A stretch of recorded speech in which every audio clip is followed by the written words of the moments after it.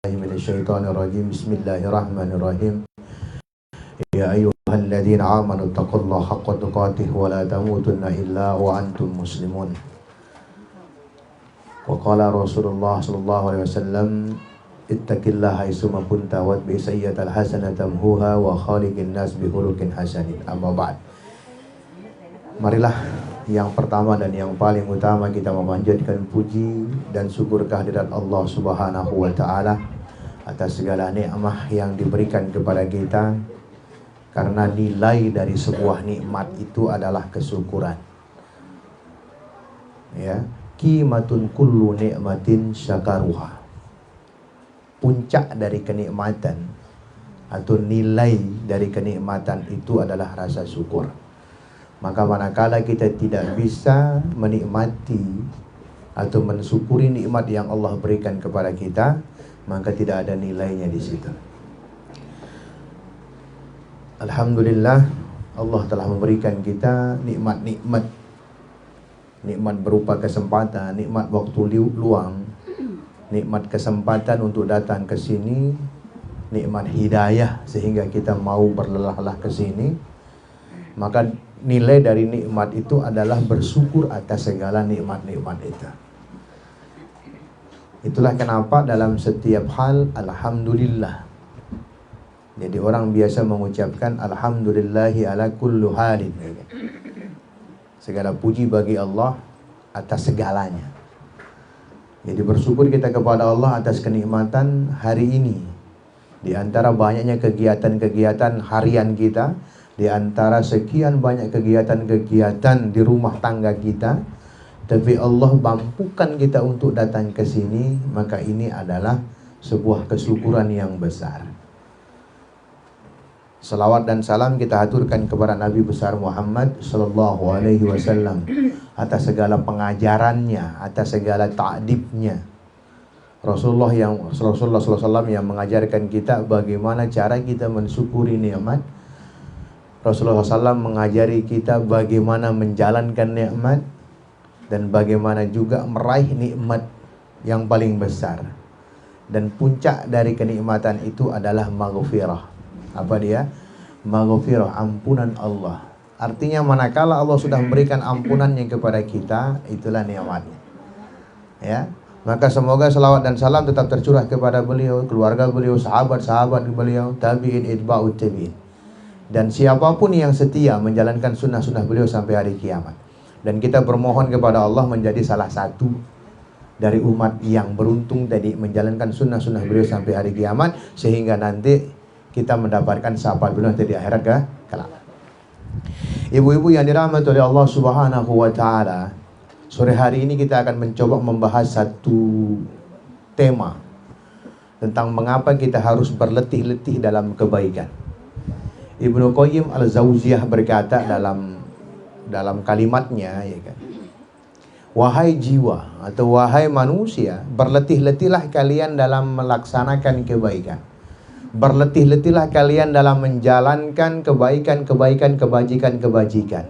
Karena nanti istirahat kalian berada di sungai Firdaus. Jadi artinya di dunia ini kita belum istirahat. Tugas kita di dunia adalah untuk mengerjakan kebajikan-kebajikan. Tugas kita di dunia mengerjakan kebaikan-kebaikan. Ya. La roha fid dunia. Tidak ada istirahat di dunia.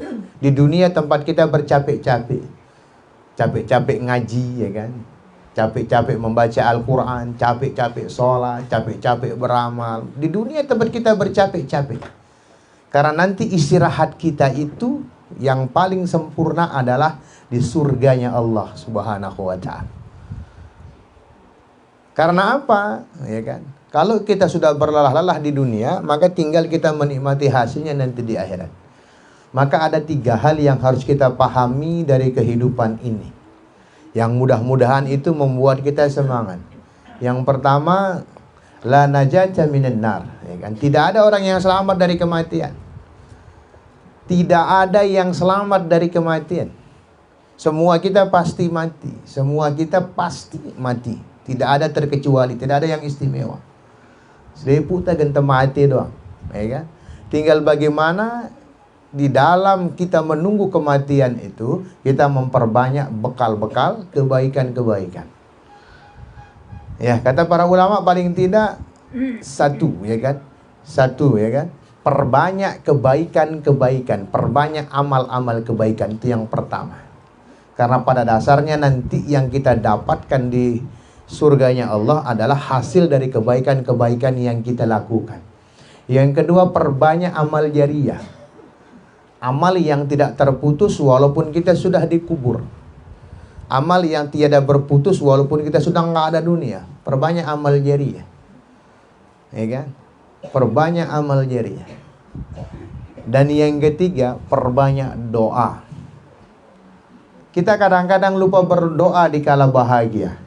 Kita kadang-kadang lupa berdoa kepada Allah di kala kenikmatan Allah berikan atas usaha-usaha kita. Ya kan?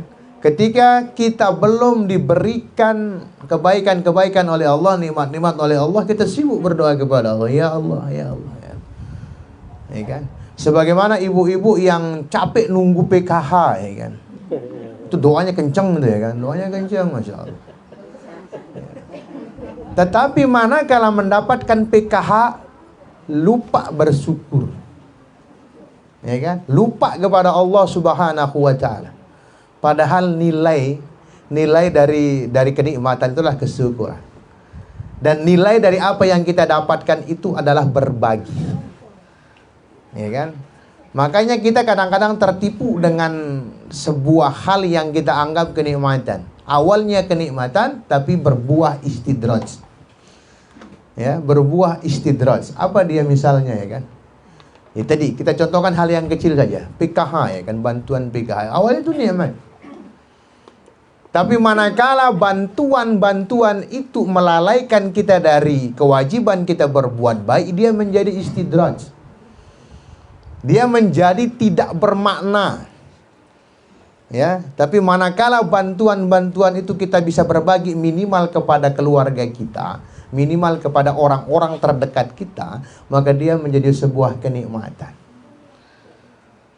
Tapi manakala kenikmatan yang awalnya kita dapatkan dari hasil munajat kita kepada Allah, tapi Allah kasih kita kadang-kadang berlebih dari apa yang kita butuhkan, itu untuk menguji kita apakah kenikmatan itu kita bersyukur atasnya atau menjadi kufur dengannya.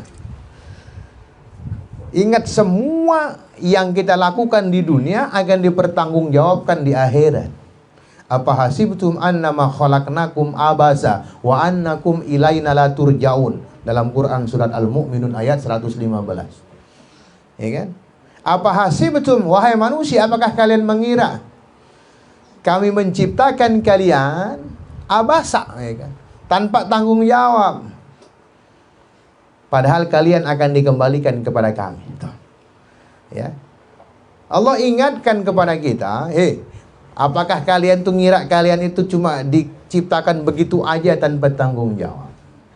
Maka kata para ulama, nasihat terbaik adalah nasihat kematian.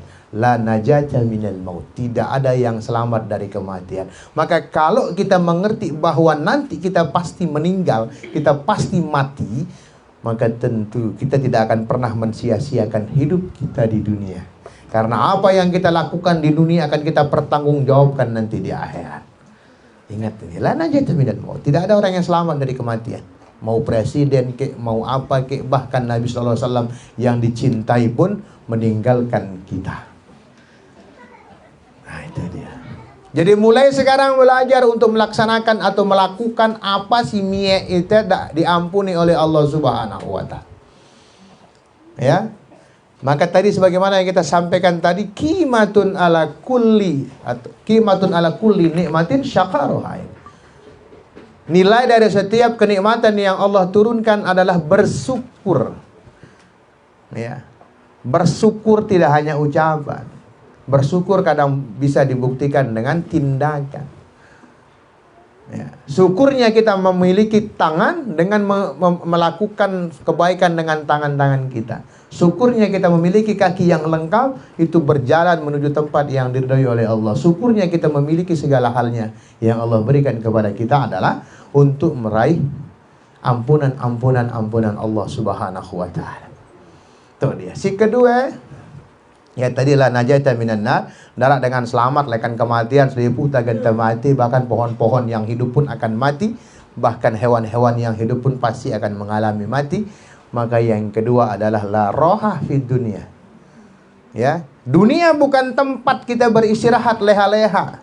Dunia tempat kita berbuat, karena pada dasarnya kehidupan kita di dunia hanya sebentar. Arak sejam setengah man umur dah sampai 60 atau 70 tahun. Mana lebih lekan itu bonus. Ya kan? Menawah lebih lekan umur 70, ya kan? Ada orang tua kita yang lebih dari 70, maka itu adalah bonus. Maka gunakanlah bonus itu dengan sebaik-baiknya. Karena mereka guna yang bonus dengan sebaik-baiknya, dia akan menguap begitu saja. Ya kan? Bonus kita bekerja, ya kan? Bonus kita yang sama dengan ibu-ibu yang sebagai pegawai, ya kan? Ada tambahan dari gaji yang biasanya tidak ada. Misalnya gajinya 1 juta, ya kan? Dia bisa melakukan kehidupan selama 1 bulan dengan gajinya 1 juta. Tiba-tiba nanti ada bonus 1.500.000, ada 500 itu. Maka ketika 500.000 tidak membuat kita bisa berbagi, tidak bisa mendatangkan pahala dari Allah, maka bonus itu sia-sia.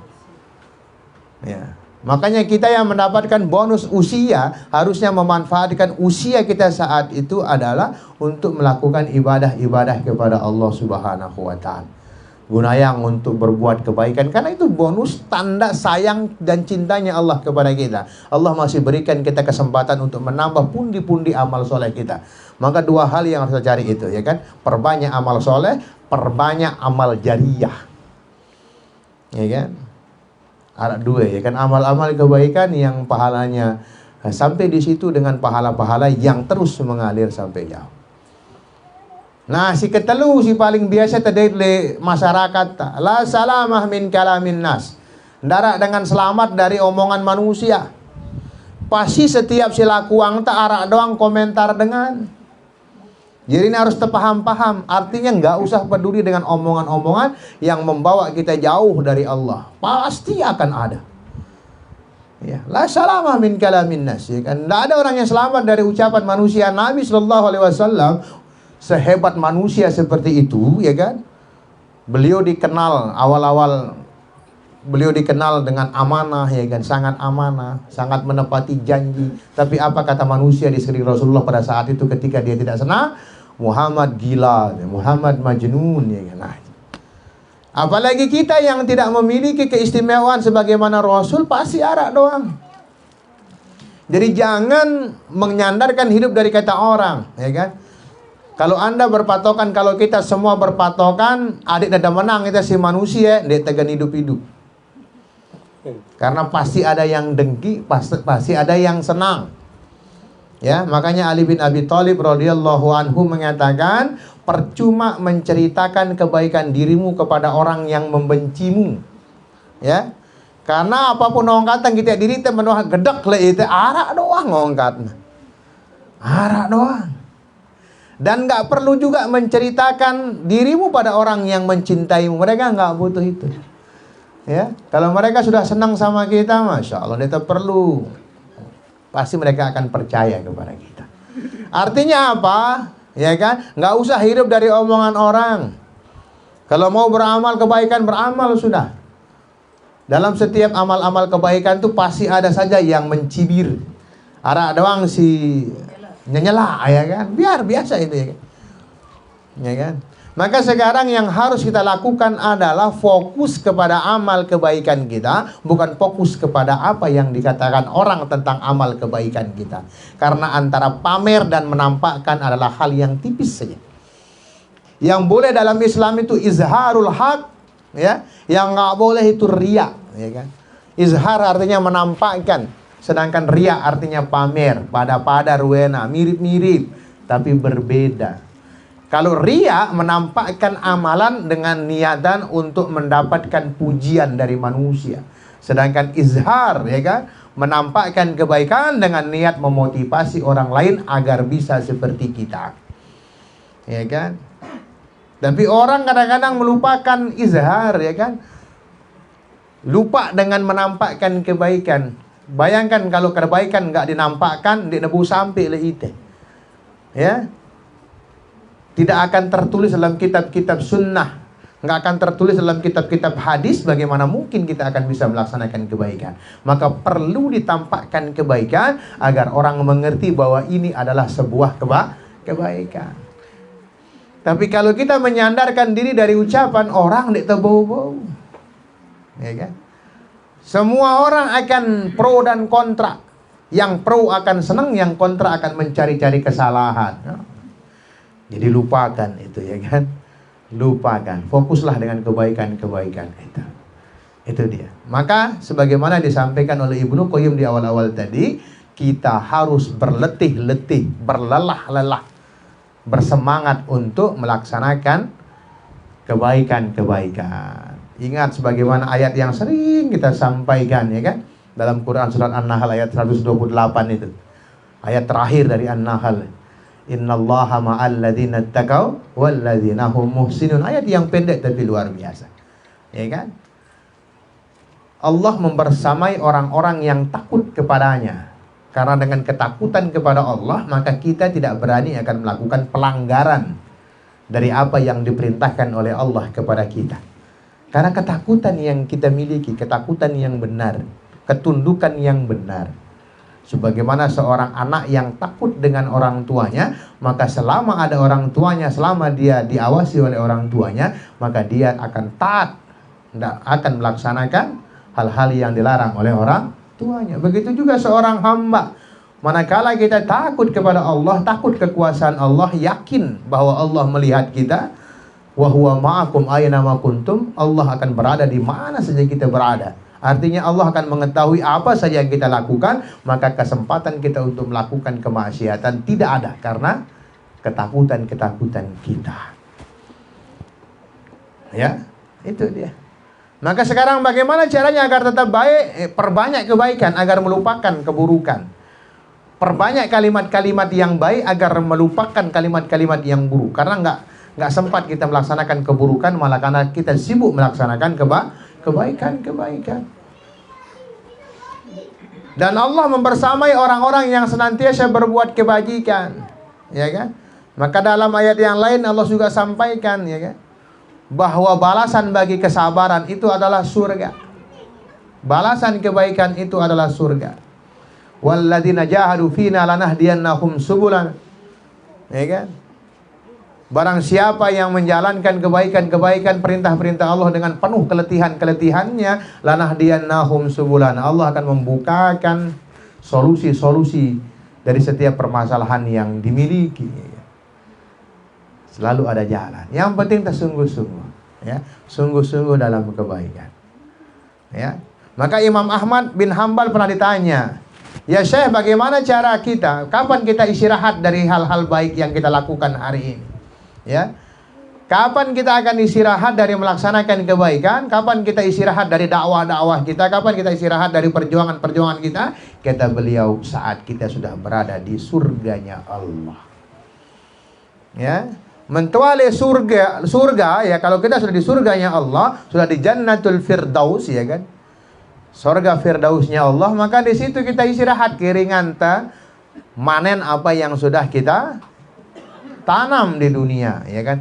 May yazra yahsud, barang siapa yang menanam maka dia akan memanen. Kalau dia menanam kebaikan di dunia, maka dia memanen pula kebaikan di surga atau di akhirat kelak, ya kan? Maka kalau kita tidak mau berletih di dunia, ya kan, maka Allah akan buat kita letih melihat kedosaan kita. Ya, makanya azab kubur itu ada. Ya, azab kubur ada. Kita akan dipertontonkan tempat kita di neraka. Ya kan? Ya pun negirang doa yang itu sih dengan si hidup, ya kan? Mendoakan mayit, ya kan? Jadikan kuburan-kuburan seperti taman-taman surga, min riyadil jannah, ya kan? Ya, jangan sampai menjadi hufarin nar, ya kan? Bagian dari tempat-tempat di neraka, ya kan? Tuh, lelah kita nanti akan ditampakkan siksaan kita, ya kan? Tapi manakala kita berletih-letih dengan amal-amal soleh kita, lihat kuburan, dia jadi penerang, dia akan menemani kita. Amal soleh kita akan menemani kita. Ketika semua orang jemaah, orang-orang yang kita cintai meninggalkan kita ketika kita sudah dikubur, ketika jasad sudah dikubur, nggak ada orang mau berlama-lama bareng kita. Ya, milihnya pecah tule. Makanya hidup itu bukan sehidup semati, tapi sehidup sesurga, ya kan? Karena kalau bilang sehidup semati saja, nah, ya kan? Mentuah mati bidinang naik, ya kan? Ya kan? Beda dengan mati sih, beda dengan mati kak. Nah itu. Begitu caranya ya kan. Nah yang paling akan ya kan, yang paling akan menemani kita sampai kuburan-kuburan kita adalah amal-amal soleh kita. Yang mentemita pasangan, cari pasangan yang soleh. Ya, karena di akhir hidup kita pasangan yang soleh itu lagi akan menemani kita. Ada ndak nak kejadian ya kan? Maksudnya dunia bilin dari pasangan tak ya itu dia. Maka cari pasangan yang membawa kita ke surga. Karena hanya pasangan. Ketika anak-anak kita nanti anak-anak kita sudah besar akan meninggalkan kita, keringan pasangan terdoang bareng tak ya kan? Ya kan? Kayak bapak Nyai sama Umi Nyai ini kan sudah mulai ditinggal-tinggal sama anaknya itu. Keringan Raka doang di rumah. Ai ini sebentar lagi akan pergi menemui suaminya ya kan. Anak-anak sudah sekolah di pondok mudah meninggalkan. Nanti sampai akhir keringan dengan dua. Keringan saling pantu ya kan. Keringan saling pantu, bersender bersender punggung berdua ya kan. Itulah pentingnya mencari pasangan-pasangan yang soleh karena dia akan menemani kita nantinya. Ya kan? Akan menemani kita karena pasangan yang akan paling setia dengan kita, bukan anak-anak kita. Anak-anak kita akan meninggalkan kita, mereka akan memiliki kehidupan-kehidupan yang lain. Ya kan? Nah itu dia. Maka cari pasangan itu sesurga. Makanya ibu-ibu nanti kalau yang punya anak gadis ini ketika ada yang meminang, lihat visi misinya ke depan. Apa tujuan kamu dengan anak saya ketika menikah? Kalau tujuannya biar dia kaya segala macam, oh dia teman. Kalau tujuannya mudah-mudahan kami bisa meraih surga bersama-sama. Nah ini menantu idaman ini ya kan? Menantu idaman. Ya kan? Karena perlu kita memastikan anak-anak kita juga memiliki pasangan-pasangan yang membawa dia ke surga. Ya ampun, perlu berteliti dalam kebaikan. Nah, ini saja mungkin yang kita sampaikan pada sore hari ini tentang nasihat bahwa kita harus lelah-lelah dalam melaksanakan kebaikan. Ya kan?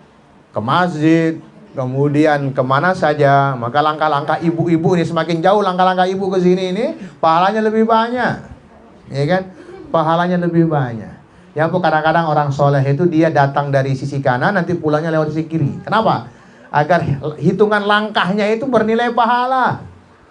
Ya kan mendengar-dengar to'at lain kan girang lain lekana tama lain lekana subur.